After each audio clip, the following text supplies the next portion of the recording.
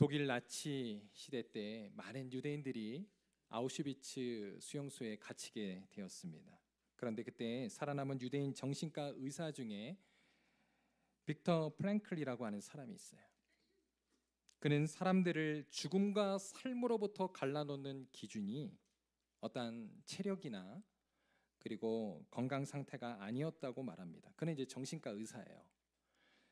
그가 이렇게 경험한 바에 따르면 수용소에서 가장 먼저 무너지던 사람들이 어떤 사람들이었냐면 삶의 소망을 잃어버린 사람들이었다는 겁니다.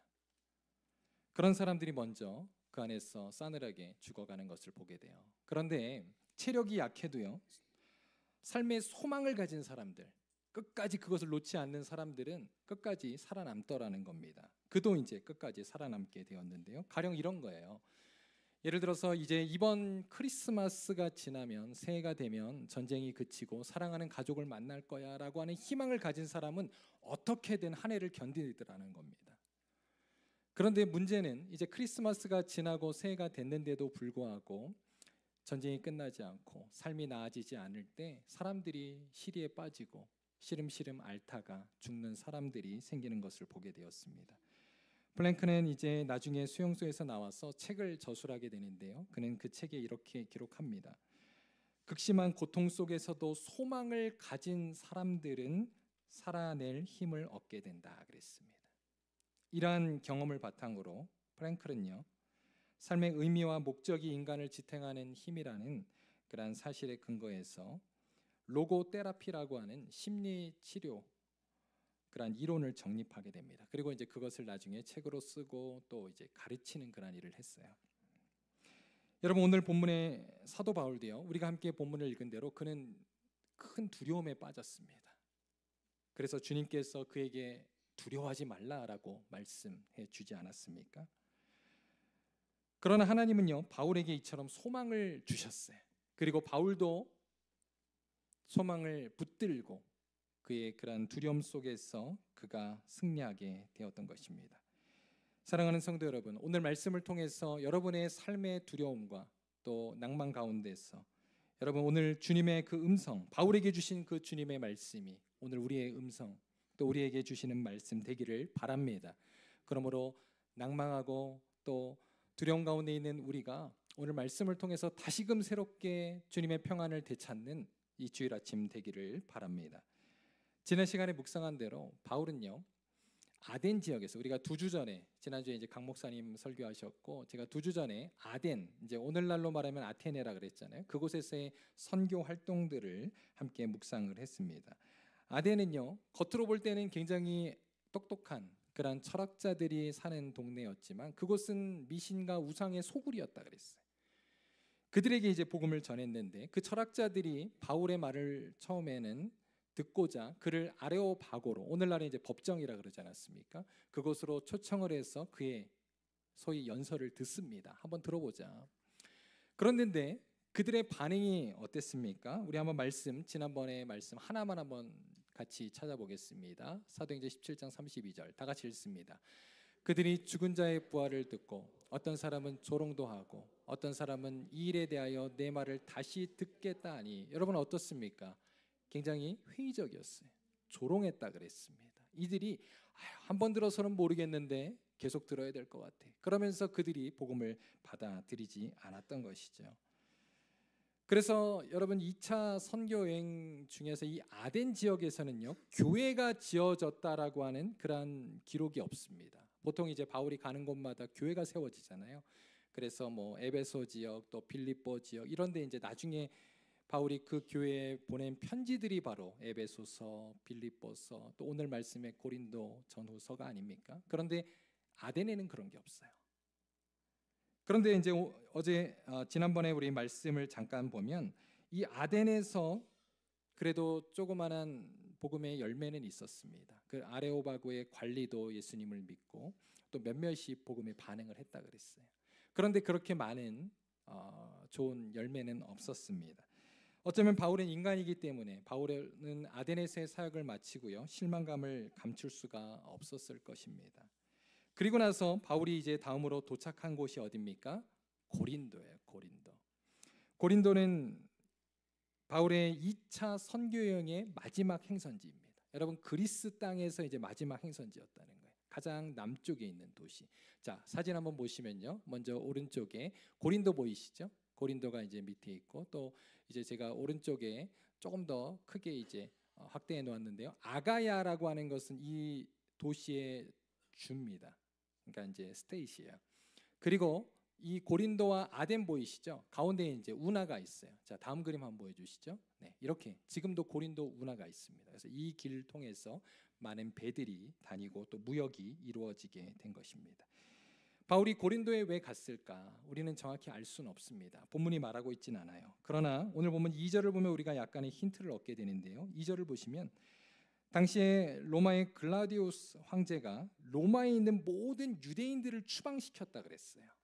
그때 이제 많은 난민들이 발생한 겁니다. 오늘날로 말하면. 그래서 그들이 고린도로도 흩어지고 전 세계로 흩어지게 된 것이죠. 바로 이러한 소식을 바울이 듣고 이제 고린도에 몰려든 그들에게 복음을 전하기를 원했던 것입니다. 이러한 역사적인 사실을 통해서요, 바울의 그러한 고린도 사역이 약 AD 49년경에 이루어졌다라고 하는 것도 우리가 추정해 볼 수가 있습니다. 왜냐하면 당시에 역사적으로 클라우디오 황제의 로마의 추방 사건이 그때 이루어졌다라고 알려져 있기 때문입니다. 고린도는요, 우리가 지난번에 보았던 아덴, 그 아테네보다, 지금은 이제 아테네가 더 큰 도시이지만 당시에는 고린도가 더 큰 도시였다는 거예요. 우리가 아까 본 것처럼 굉장히 해상의 중심지 아닙니까? 그죠?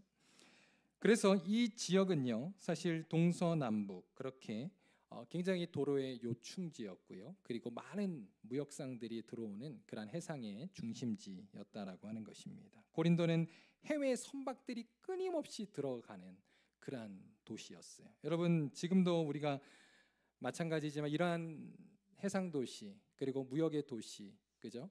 그러한 도시들은요, 굉장히 인터내셔널한 그런 도시들이 많습니다. 요즘 뭐 여러분 뉴욕, 또 보스턴, 또 저쪽에 이제 우리 또 캘리포니아의 샌프란시스코 이런 지역들 생각하면 될 것 같아요.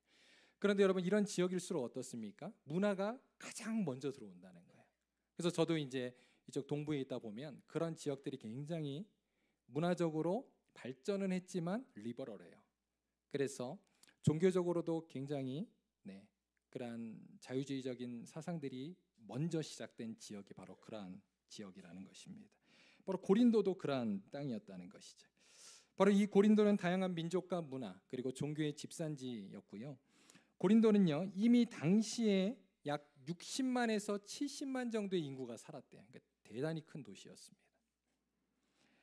그리고 이곳은 종교적으로 우상 숭배가 만연한 도시였습니다. 지난 2주 전에 살펴본 아덴 지역도 우상이 많은 지역이라 그랬는데 고린도가 더 많았대요, 학자들은.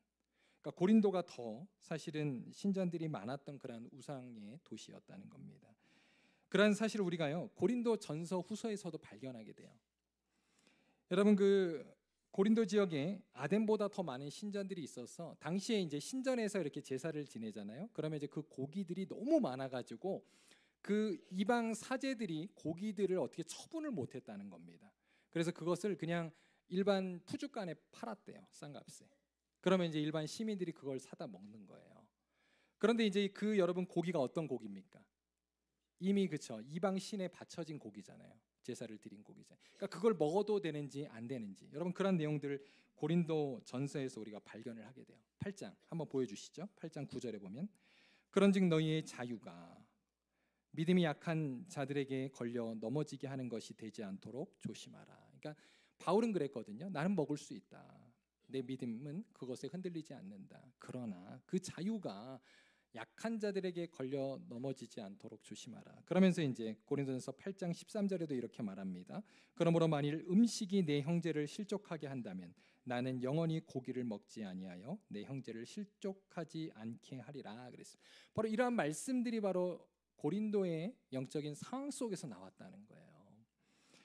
자, 그리고요, 고린도에도 대표적인 신전이 있었습니다. 지난번에 아덴 지역의 그 높은 지역에 뭐가 있었습니까? 아크로폴리스 기억하시죠?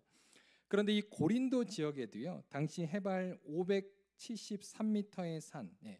제가 사실 콜로라도에 와가지고 예전에는 한 500 몇 미터 그러면 이제 산이라고 불렀는데 지금은 이제 언덕 같아요. 네, 우리 사진 한번 보여주시죠. 네, 그 다음이요. 네, 네 이게 이제 언덕. 언덕에 사실 지금은 이제 그 제단이 없어졌지만 그 밑에도 보면 이제 제단 터들이 이렇게 남아 있습니다. 그곳에 아프로디테 신전이 있었다고 합니다. 아프로디테는 여러분 사랑과 미의 여신 아닙니까? 그래서 이 신전에는요, 아까 이제 또 사진 하나 앞에 한번 보여주시죠. 네, 이게 이제 고린도 당시의 그런 도시의 전경이었어요. 그러니까 당시에 얼마나 발달된 그런 도시였는지를 우리가 보게 됩니다. 그런데 이 아프로디테 신전에는 당시에 1000명이 넘는 그러한 신전 여사제들, 이들은 매춘부였어요. 그들이 거기서 활동을 했다고 합니다. 왜냐하면 이들의 제사 방식이요, 바로 이 여사제들과 그리고 성도들이, 남자 성도들이 성관계를 통해서 그렇게 자신들의 신을 예배했기 때문입니다. 얼마나 추잡스럽습니까? 얼마나 부도덕합니까? 바로 이러한 영적으로 타락한 도시가 바로 고린도였다는 거예요. 그런데 이것이 이제 숨어서만 하는 것이 아니라 매년마다 이곳에 디오니소스라고 하는 축제가 열렸습니다. 아마 들어보셨을 거예요. 그때는요, 고린도 이 전체의 축제 기간에 신전에 있는 종교 매춘부들이 나와서 일반 사람들과 그렇게 거리에 쏟아져 나와 곳곳에서 음란한 성행위가 이루어졌다고 합니다. 여러분 한번 상상해 보세요. 얼마나 정말 이 타락한 도시, 그러한 모습이었는지를 우리가 상상해 보게 되죠. 그런데 이것이 당시에 그러한 종교 행위의 일환으로서 정당화되었다는 거예요. 그래서 여러분 고린도 사람들에 대한 그 원어를 보면요, 예를 들어서 고린도식으로 놀다라고 하는 헬라어 단어가 이렇습니다. 코린 사이조마이예요. 그게 무슨 뜻이냐면 성적으로 음란하다 그러는 것입니다. 그러니까 고린도 사람처럼 놀다라는 것이 성적으로 음란하다라는 뜻이에요. 그러니까 얼마나 고린도라고 하는 자체가 음란한 도시였는지를 우리에게 보여준다는 것이죠. 바로 이러한 환경에서 바울이 나중에 또 고린도 교회에 편지를 쓰면서 성적인 순결을 강조하잖아요. 자, 우리 한번 고린도전서 6장 18절도 한번 읽어보겠습니다. 시작.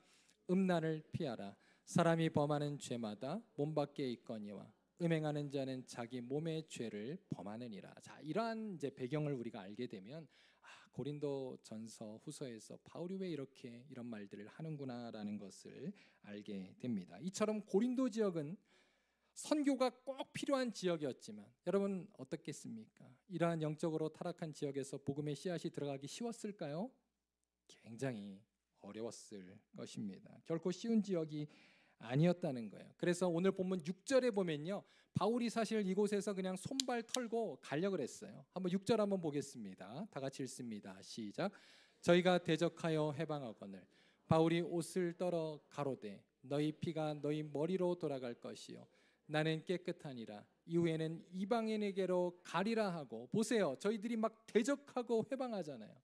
그러니까 바울이 지금 옷을 털어버리고 그냥 내가 이방인에게로 더 가겠다 하면서 그렇게 다짐까지 했던 것입니다. 바울은요, 아마도 이곳에서 복음을 전하면서 과거 아덴에서의 일이 생각났을 것입니다. 아덴에서도 바울이 최선을 다했지만 그곳에서 복음의 열매가 없었잖아요. 고린도에서도 이와 같은 일이 벌어지지는 않을까. 아니, 더 어려운 그러한 고린도에서의 사역에 그는 부정적인 그러한 마음을 갖게 되었을 것입니다. 제가 이제 몇 번 간증을 한 적이 있는데, 예전에 제가 이제 캐나다 퀘벡에 단기 선교를 갔었어요. 근데 그 당시가 제가 이제 미국에 와서 얼마 되지 않아서입니다. 근데 보통 이제 한국에서 이렇게 오시면 보통 미국 사람들 그리고 캐나다는 기독교 국가라고 생각을 하잖아요. 처음엔 다 그렇게 생각을 했어요. 그래서 처음에 이제 제가 있던 선교 단체에서 퀘벡으로 선교를 갔는데 저는 좀 의심이 됐습니다. 아니, 퀘벡에 캐나다에 왜 선교를 가는 건가? 기독교 국가인데 그런 생각이 들었어요. 그런데 딱 가보니까 제가 놀란 것은 여러분 퀘벡이요, 지금도 한번 여러분 한번 찾아보세요. 일본보다도 복음화율이 낮습니다. 그러니까 과거에 이제 카톨릭의 전통은 그대로 남아 있는데 개신교 비율은요 1, 2% 미만이에요. 그래서 제가 가보니까 퀘벡이 굉장히 이제 복지 국가 또 그 나라 시스템이잖아요. 그래서 이제 또 프랑스형의 또 지배를 받았기 때문에 얼마나 나이스한지 몰라요. 사람들이 가면 정말 미국 사람들보다 훨씬 나이스해요. 그런데 문제는 복음을 안 받아들입니다. 절대로. 네, 그냥 노 땡큐예요. 그리고 제가 놀랐던 것은 그 당시만 해도 저는 백인들은 다 기독교인인 줄 알았어요. 그런데 한 번도 복음에 대해서 들어본 적이 없는 백인들이 그렇게 많은 거예요. 그리고 또 그 지역에서 제가 처음에 이제 미국에 와서 그때가 이제 2008년 그랬는데 저는 이제 동성애 커플들 이런 거를 이제 뭐 말로는 들었지만 실제로 본 적은 없었어요. 그런데 이제 그 퀘벡에 가니까 그렇게 많더라고요.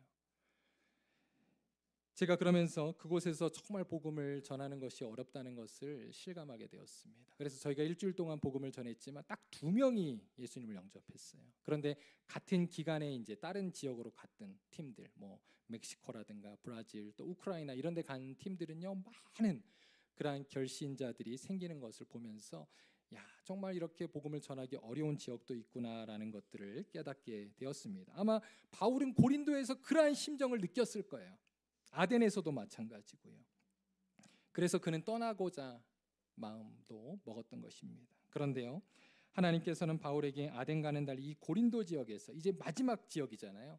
이곳에서 하나님의 은혜를 베풀어 주셨습니다. 그것은요, 그에게 동역자들을 붙여주신 것이었어요. 바울이 외롭고 두려운 상황 속에서 하나님이 함께 하신다는 증거를 바로 피부로 느끼게 해주시는 사건이었습니다. 첫 번째로 그가 만난 사람들은 누구입니까? 브리스길라와 아굴라라고 하는 아주 신실한 부부였습니다. 그런데 참 특이한 것은 아내의 이름이 먼저 나와요. 네. 보통은 남자의 이름이 먼저 나오잖아요. 그런데 브리스길라가 아내입니다. 아굴라가 남자예요. 모르겠습니다. 그 이유를. 학자들은 뭐 브리스길라가 더 믿음이 좋은 것이 아닌가 이렇게 추정하기도 하는데 정확하게 모르겠어요.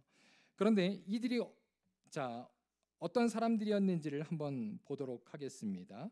자, 사도행전 18장 2절 한번 보여주시죠. 아굴라라 하는 본도에서 난 유대인 하나를 만나니 글라우디오가 모든 유대인을 명하여 로마에서 떠나라 한 거로 그가 그 아내 브리스길라와 함께 이달리아로부터 새로 온지라. 바울이 그들에게 가매. 바로 이들도 제가 아까 말씀드렸던 그 글라우디오 황제 때에 로마에 살다가 쫓겨난 거예요. 그래서 난민이 되어서 이 고린도까지 어찌저찌해서 오게 되었던 것입니다.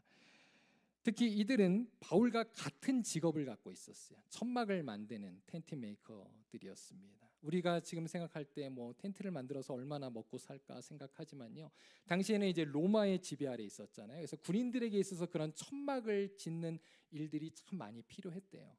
그래서 아마 이들이 돈도 잘 벌었을 것입니다. 그런데 오늘 성경에 보니까 바울과 함께 일하고 이 부부가 함께 또 더불어 살았다 그랬어요. 그리고 함께 주의 사역을 했던 것입니다. 그런데요, 이 부부가 얼마나 믿음이 좋은지 또 성숙한지 우리가 보게 됩니다. 자, 오늘 말씀엔 안 나와 있고요. 우리 26절에 보면 이렇게 나와요. 같이 한번 읽겠습니다. 시작. 그가 회당에서 담대히 말하기 시작하거늘 브리스길라와 아굴라가 듣고 데려다가 하나님의 도를 더 정확히 풀어 이르더라. 자, 여기서 그가 누구냐면요, 그 성경에 박식한 아볼로라고 하는 사람이에요. 그런데 그를 데려다가 그에게 더 하나님의 도를 정확하게 가르쳐 준 부부가 바로 브리스길라와 아굴라였습니다.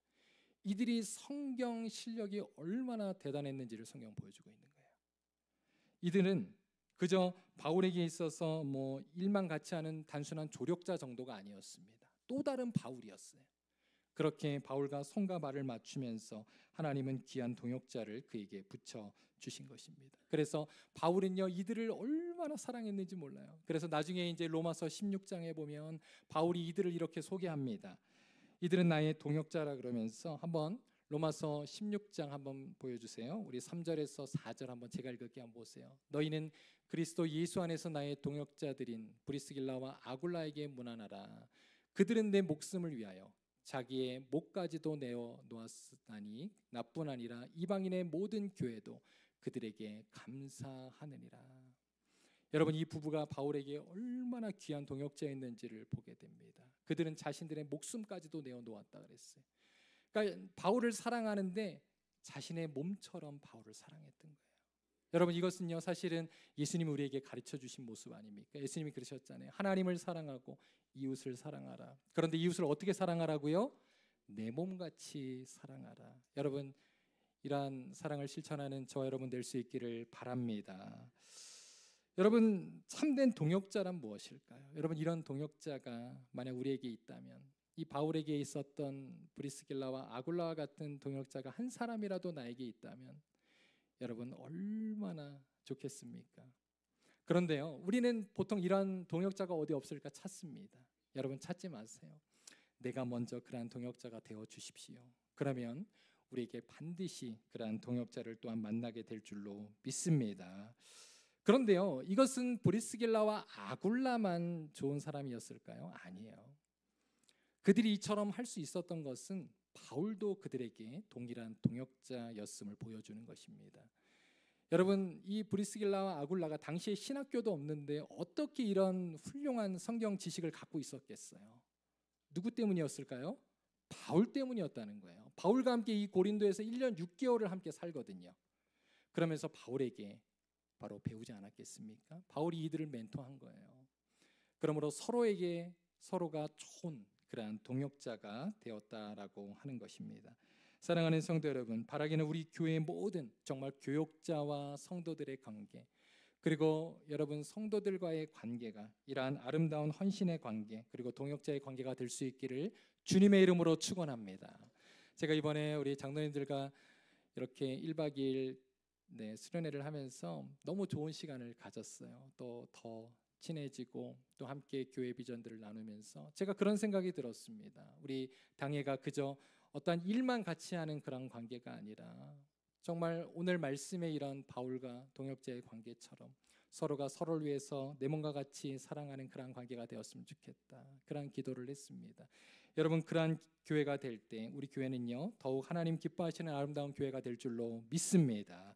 자, 두 번째로 바울이 또 만났던 동역자가 있었어요.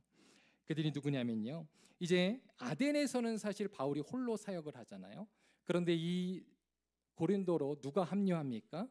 맞습니다. 바울의 동역자들, 바로 영적인 아들인 디모데, 그리고 신라가 이곳으로 이제 합류를 하는 거예요.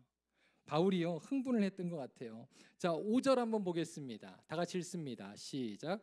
신라와 디모데가 마게도냐로 내려오매 바울이 하나님의 말씀에 붙잡혀 유대인들에게 예수는 그리스도라 밝히 증거하니, 바울이 그렇게 실망하고 있었는데 여러분 5절부터요 화색이 돕니다. 보세요. 하나님의 말씀에 붙잡혔다 그래서 막 성령 충만해져요 갑자기. 그리고 유대인들에게 예수는 그리스도라 밝히 증언하는 일이 발생하게 됩니다. 그 원인이 뭐예요? 그에게 하나님께서 동역자들을 다시 합류시켜 주셨기 때문입니다. 여러분, 하나님은요 바울을 결코 혼자 내버려 두지 않으시고 이처럼 고린도에서 영적인 필요와 정서적인 필요, 그리고 생활의 필요까지 다 채워주심으로써 바울을 붙잡아 주신 줄로 믿습니다.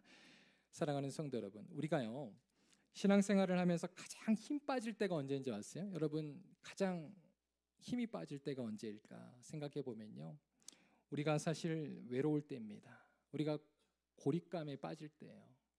성도들은 많은데 내가 정말 마음을 터놓고 내 마음을 나눌 사람이 한 사람도 없고 함께 동역할 사람들이 없을 때, 여러분 그때야말로 참 힘듭니다. 저희 아이들도 이제 이곳 콜로라도에 와서 처음에 그냥 얼마나 그냥 입이 이만큼 나왔는지 몰라요. 지금 친구가 없으니까요. 학교를 가도 교회를 가도 늘 그냥 아직은 쭈삣쭈삣하고 혼자니까 그냥 맨날 울었어요. 늘 커네티컷을 그냥 그리워했습니다. 친구들하고 커네티컷에 있는 친구들하고 학교 갔다 오면 막 몇 시간씩 전화하고 막 이러는 거예요. 그런데 이제는 친구들이 많이 생기니까 아이들이 잘 적응하는 모습을 보게 돼요. 여러분, 우리도 마찬가지입니다. 하나님은요 결코 우리를 홀로 부르시지 않았어요. 우리를 하나님은 공동체로 부르신 줄로 믿습니다. 여러분, 교회 생활이 홀로 있고요 고립되면 재미 하나도 없습니다. 예배 끝나면 그냥 집에 가기 바쁜 거예요. 여러분, 사실 하나님은 이처럼 공동체를 통해서 우리의 믿음을 또한 성장시켜 주시는 줄로 믿습니다. 오늘 바울이 이 브리스길라와 아굴라에게 영향을 주고 또 브리스길라와 아굴라가 바울의 상역을 동역했던 것처럼 우리 교회가 이럴 때 아주 그냥 시너지가 나는 겁니다. 이럴 때 신이 나는 거예요. 사랑하는 성도 여러분, 혹시 여러분 가운데 지금 그러한 외로움과 고립감 가운데 있는 우리 성도님들이 계시다면 뭐 여러 가지 이유가 있을 수 있지만 여러분 다시금 공동체 안으로 돌아오시기를 바랍니다. 우리 교회 이제 오이코스가 있잖아요. 저희는 이제 3년마다 한 번씩 이렇게 오이코스를 새롭게 바꾸는데 어떤 분들은 아니 그걸 왜 바꿉니까? 이제 또 얘기하는 분들도 계세요. 그러나 여러분 우리가 그렇게 바꾸는 이유는요. 일부러 뭐 여러분 교제를 못하게 하려는 것이 아니라 오히려 우리 교회 전체 다양한 분들과 함께 교제하고 신앙생활 할 수 있도록 도와드리는 것입니다. 그러니까 여러분 혹시나 지금 오이코스에 빠져 있고 또 그동안 오이코스 모임에 잘 참석하지 못했던 분들이 계시다면요. 여러분 이제 기회입니다. 이번 이제 회계년도부터 10월부터 다시 오이코스가 이제 조직이 되는데 여러분 이제부터 열심히 함께 하세요. 그래서 여러분 공동체에서 주시는 그러한 유익과 또 여러분 정말 그 가운데서 주님이 주시는 공동체의 사랑을 다시금 경험하시기를 바랍니다. 그러므로 여러분의 신앙이 더 주님께로 더 열정적으로 변화되기를 정말 바울이 성령 충만함으로 기쁨으로 사역했던 것처럼 여러분의 믿음도 그렇게 정말로 새로워지기를 간절히 축원합니다. 자, 이제 한 가지 더 하나만 더 보겠습니다. 두려움에 빠진 바울을 고린도에서 가장 굳세게 붙잡아 주었던 것은요. 하나님의 말씀이었습니다. 사실 사람이 아니었다는 거예요. 여러분 우리가 기억해야 될 것이 있습니다. 우리 모두에게는 동역자가 필요하지만 하나 기억해야 될 사실은요. 사람은요. 우리가 믿어야 할 대상은 아니라는 거예요.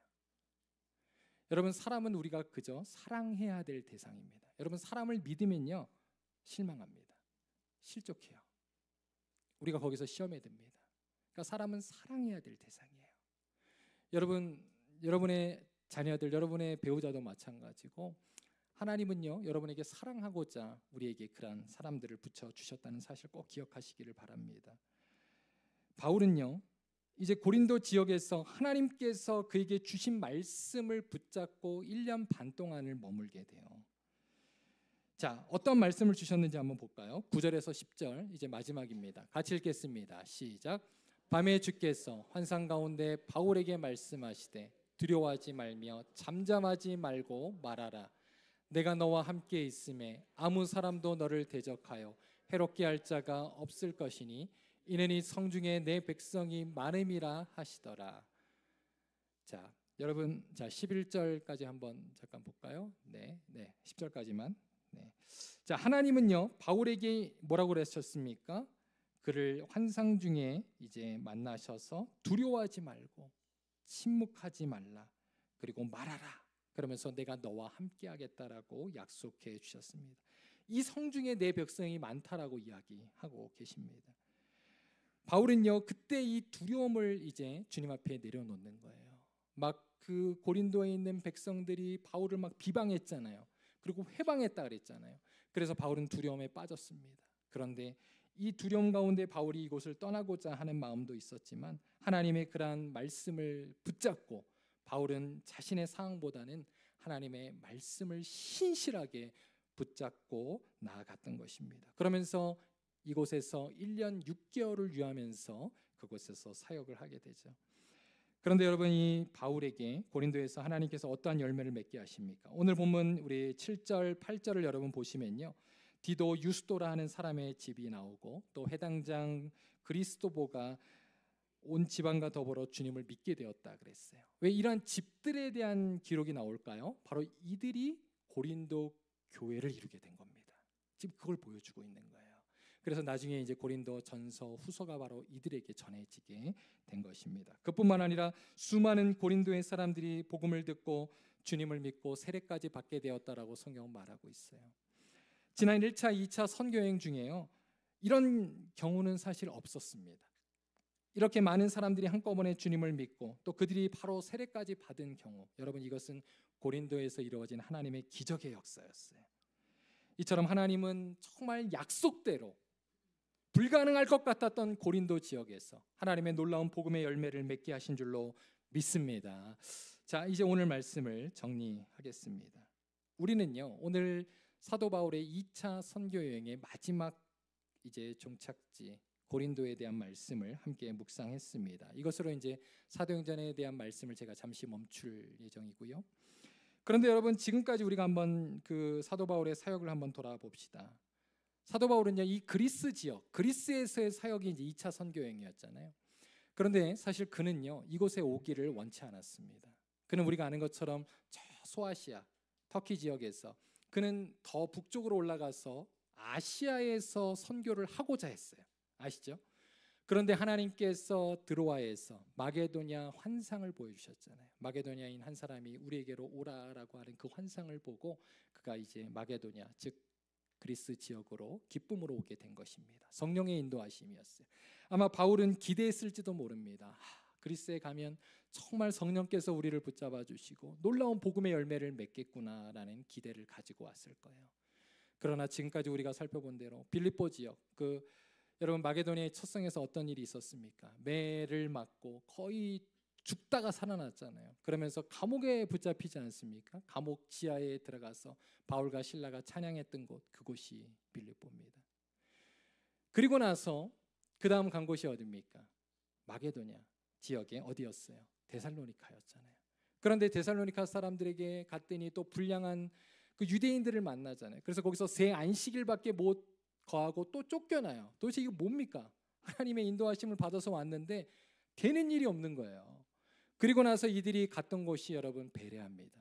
베레아에서는 사람들이요 하나님의 말씀을 정말 진지하게 잘 받아들였어요.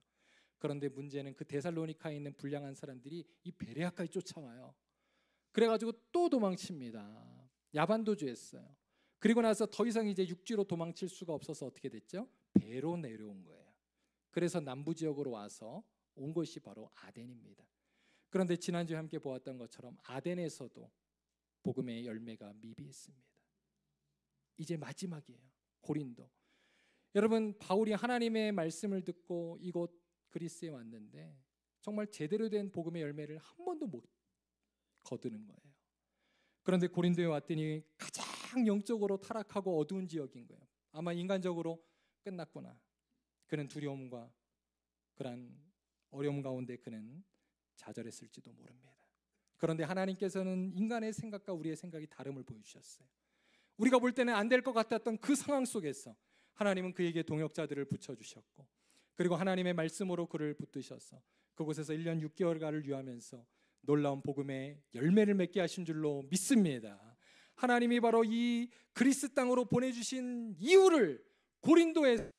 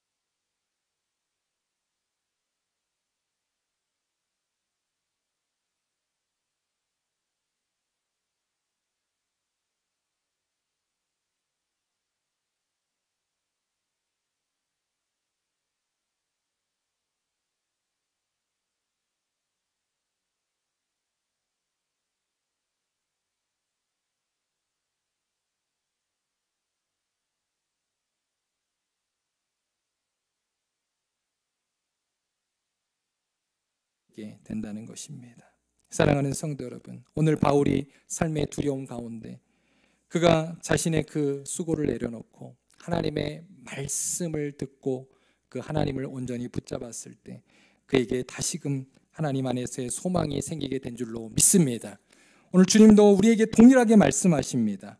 두려워하지 말라. 내가 너와 함께 함이라. 주님은요 결코 우리에게 공수표를 날리시는 분이 아니에요. 여러분 어떠한 두려움 가운데 살아가고 계십니까? 여러분의 그 수고 주님 다 아세요. 그런데 여러분이 해결하려고 하는 그 모든 것들 여러분 조금 내려놓으시고 여러분 힘을 좀 빼시고요. 우리 이 시간 정말 바울과 같이 하나님의 말씀에 우리 귀 기울이는 성도님들 되시기를 바랍니다. 주님 앞에 기도하는 것, 그것은 바로 주님께 우리의 문제를 맡겨드리는 것입니다. 여러분, 그때 우리의 문제가 해결되기 시작한다는 거예요.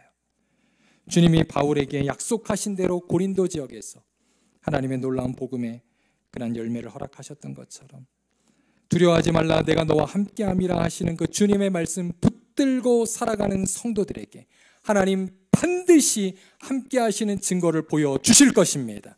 여러분, 그 사실을 믿으시고 여러분, 세상의 다른 것으로가 아니라 오직 주님의 말씀 안에서 다시금 소망을 가지시고 여러분, 믿음으로 일어서시는 저 여러분의 삶 되시기를 간절히 소원합니다. 주님의 주시는 평안으로 이 시간 우리를 감싸 주시옵소서. 우리 함께 기도하도록 하겠습니다.